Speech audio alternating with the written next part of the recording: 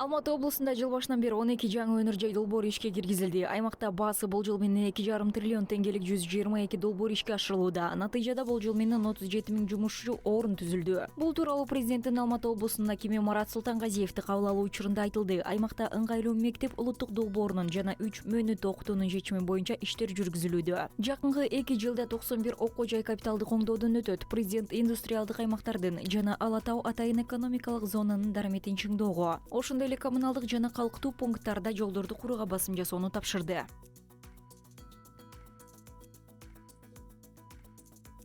Былтырғы жылы 980 миллиард инвестиция тартылды. Өткөн жылы 980 миллиард инвестиция тартылды. Быйыл биз ушул темпти сактап жатабыз. Бул жылы биздин план 1 триллион 300 миллиард. Биздин облус инвестиция тартуунун бирдей темпин сактап калгандыгына байланыштуу азыркы ички өнүм биз Казакстандын облустарынын ичинен 10-орунда 5-орунда ээледик. Эң башка көйгөйлөр Кунаев шаарын жана Ала Тау шаарын өнүктүрүү болду. Ол тарапта да біраз тапсырмалар кабылданды.